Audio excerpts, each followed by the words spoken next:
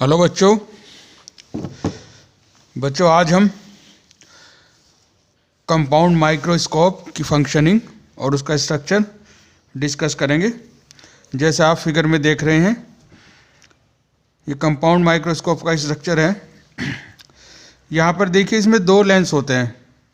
एक ट्यूब होती है, उसके दो एंड्स पर दो लेंस फिटेड होते हैं। जो एक स्मॉल अपर्चर का लेंस होता है, ये जो ऑब्जेक्ट की तरफ होता है, इसको कहते हैं ऑब्जेक्ट लेंस। दूसरा लेंस होता है ऑब्जर्वर की तरफ, इसको कहते हैं आई लेंस। ये लार्ज अपर्चर का लेंस होता है। ठीक है, अब इसकी फंक्शनिंग कैसे है बेटे? ये ऑब्जेक्टिव लेंस है, इसका ऑप्टिकल सेंटर सी है। यहाँ पे जब इसके सामने एक ऑब्जेक्ट रखा जाता है, जैसे यहाँ पर आप देख रहे हैं ऑब्जेक्ट ए बी जब रखा जाता है, तो ये ऑब्जेक्ट ए बी इसकी रियल और इन्वर्टेड इमेज बनाता है ए डैश बी डैश। रियल और इन्वर्टेड इमेज बनाता है ए डैश बी डैश, ये जो आपको दिख रही है। अब ये जो रियल और इन्वर्टेड इमेज ऑब्जेक्टिव लेंस ने बनाई है, ठीक है, this image serve as an object for eye lens. Eye lens के लिए ये इमेज ऑब्जेक्ट की तरह काम करती है, और वो आई लेंस इसकी कौन सी image A dash B dash की एक large magnified image A two dash B two dash बनाता है। ठीक है, और ये इसको हम फोकल लेंथ को इस तरीके से एडजस्ट करते हैं इनके डिस्टेंस को बीच में, कि ये जो ये फाइनल इमेज बनती है, ये बनती है least distance of distinct vision, जिसको हम डी से डिनोट करते हैं। ये मैंने यहाँ पे शो किया हुआ है, देखो ये डिस्टेंसेस शो किए हुए हैं। ये UO is the distance of object from objective lens, FO is the focal length of object lens. Now UE is the distance. अब देखिए, क्योंकि ये जो A डैश B डैश जो इमेज है, ये उसके लिए आई लेंस के लिए कैसे सर्व करिए, जैसे कि वो ऑब्जेक्ट, तो हमने इसको डिनोट किया UE से। ठीक है, और यहाँ पर जो इसकी जो फर्स्ट इमेज बनती है A डैश B डैश, उसको उसके डिस्टेंस को हमने ऑब्जेक्ट लेंस से डिनोट किया VO से, और ये जो FE से हमने डिनोट किया, this is the focal length of, FE is the focal length of eye lens, and D is the least distance of distinct vision where final image is formed. FO ये जो distance हमने denote किया है, this is the focal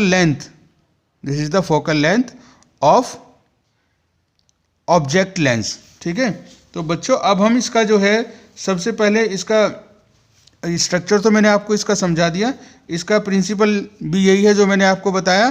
क्या है इसका principal?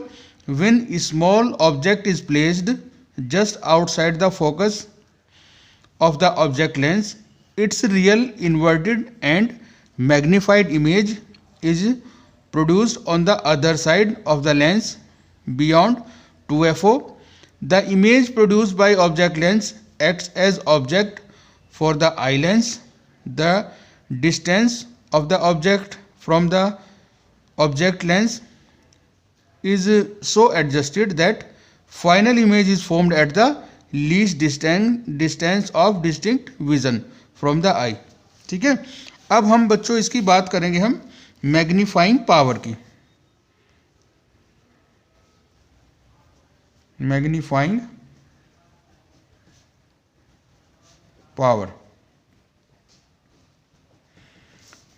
Power of compound microscope.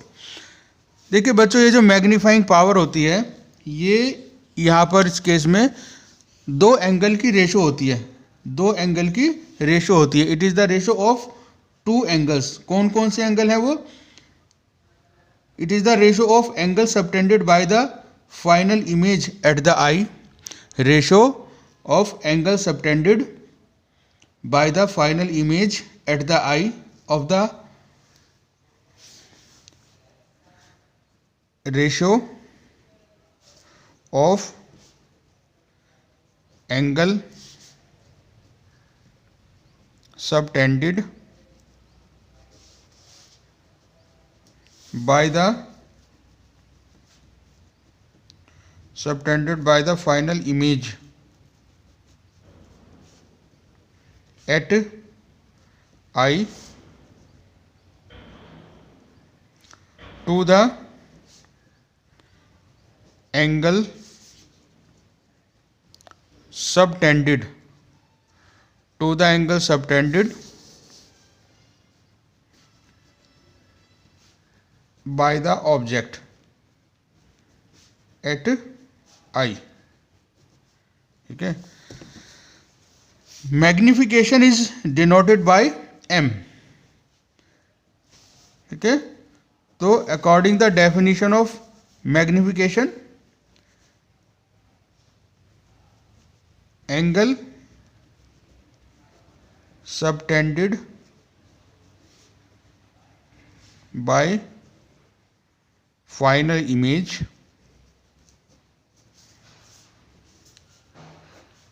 to the angle subtended by object, angle subtended by object. ये ratio होती है magnification produced by a compound lens, by a compound microscope. अब देखिए बच्चों, यहाँ पर जो है ये जो एंगल्स हैं, देखिए दिस इज द एंगल, ये एंगल जो मैंने यहाँ पर आप देख रहे हैं डायग्राम में, angle beta, this is the angle subtended by final image at eye. और ये है एंगल अल्फा, ये जो यहाँ पर छोटा सा दिख रहा है आपको angle alpha, it is the angle subtended by object at eye. ठीक है, then according the definition of magnification produced m equal to beta upon alpha. Since these angles are small, क्योंकि ये एंगल्स स्मॉल हैं, angles are small, we take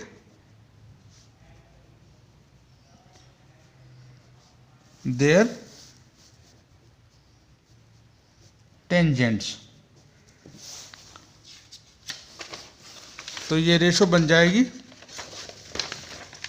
जब हम इनके tangents की value को लेंगे तो ये रेशो बन जाएगी m magnification equal to, magnification is equal to tan beta upon tan alpha. ठीक है, now we consider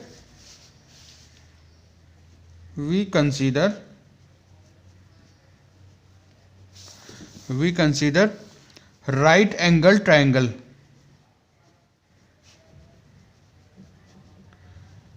angle triangle,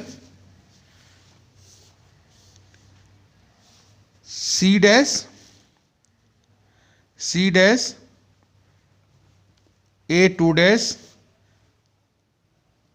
Q. देखिए बच्चों, यहाँ पर देखेंगे हम ये angle C dash AQ dash, ये A2 dash, C dash A2 dash और Q, ये वाला triangle C dash A2 dash और Q. In this triangle tan alpha, देखो बच्चे tan alpha is equal to perpendicular upon base. यहाँ पर perpendicular ये है A2 डैश Q और बेस क्या है A2 डैश C. तो tan alpha is equal to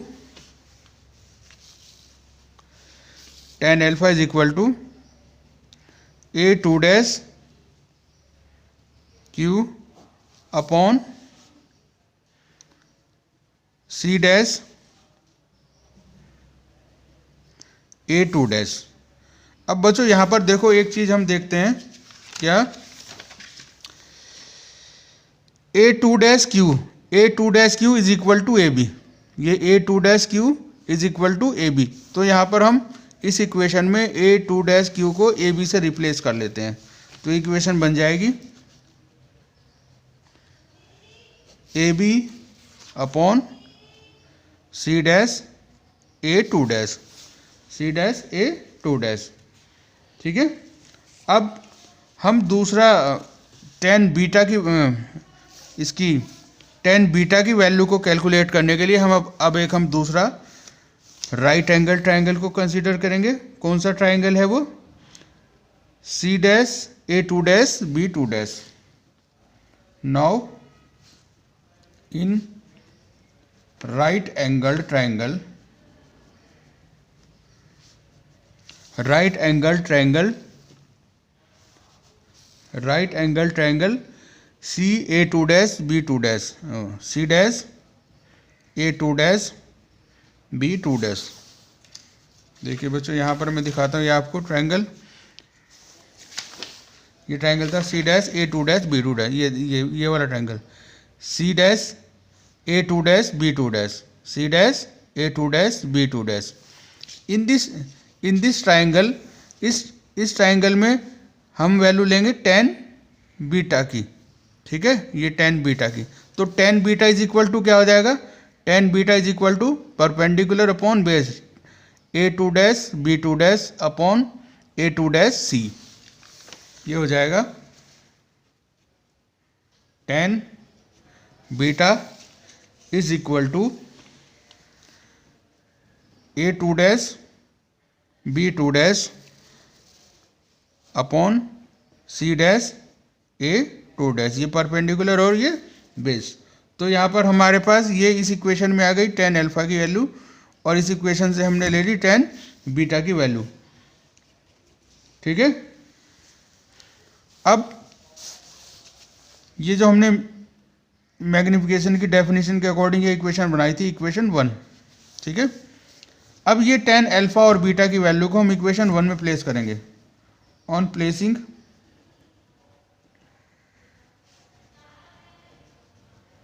values of tan alpha and tan beta in equation 1। ठीक है। m इज इक्वल टू, देखो tan बीटा भी निकाला हमने, tan beta a two dash b two dash upon c dash a two dash. Tan beta और tan alpha, tan alpha is equal to A B, ये निकाला था हमने A B upon C dash A two dash. ठीक है बच्चों, ये दोनों वैल्यूज़ हो गई। अब देखो यहाँ पर इसकी फाइनल वैल्यू क्या आएगी? ये दोनों तो कट जाएंगे, C dash A two dash और ये वैल्यू, ये इस इक्वेशन से वैल्यू आएगी A two dash B two dash upon A B. ठीक है। ये हमारी वैल्यू आ गई किसकी? मैग्निफिकेशन प्रोड्यूस की, magnification produced by a compound microscope. अब देखो ये जो इक्वेशन हमारी आई है, हमें नेक्स्ट स्टेप हमारा क्या है? इस इक्वेशन को हम ए डैश बी डैश से ही मल्टीप्लाई करेंगे और ए डैश बी डैश से ही डिवाइड करेंगे। इसको हम इक्वेशन 2 लिख लेते हैं। ऑन मल्टीप्लाइंग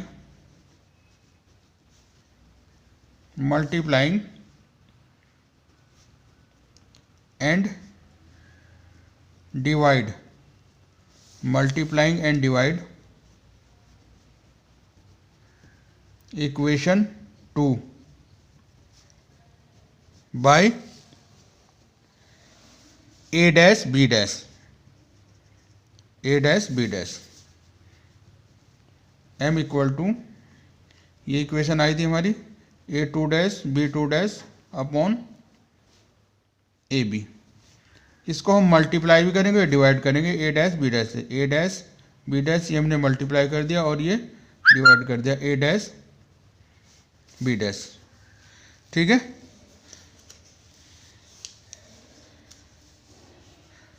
जब हम इस इक्वेशन को रीअरेंज करेंगे तो ये इक्वेशन हमारी बन जाएगी A dash B dash upon A B into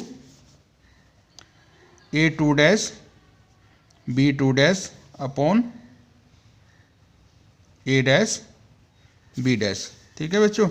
अब देखो बच्चों, इसको अगर हम ऑब्जर्व करें इस इक्वेशन को, ये जो हमारी फाइनल इक्वेशन बनी है m equal to A dash B dash upon A B into A two dash B two dash upon A dash B dash. देखो बच्चों, ये डेफिनेशन की, इसके मैग्निफिकेशन की डेफिनेशन के अकॉर्डिंग ये वाला क्या बन गया, ये वाली इस इक्वेशन का ये पार्ट, इतना part A dash B dash upon A B, this is the magnification produced by object lens, and A two dash B two dash upon A dash B dash, it becomes magnification produced by eye lens. तो इसको हम ऐसे represent कर सकते हैं, m equal to magnification produced by object lens, इसको denote करेंगे M O, into magnification produce by eye lens, इसको हम डिनोट करेंगे एम ई। तो ये बन गया, ये इक्वेशन आ गई हमारी मैग्निफिकेशन प्रोड्यूस्ड बाय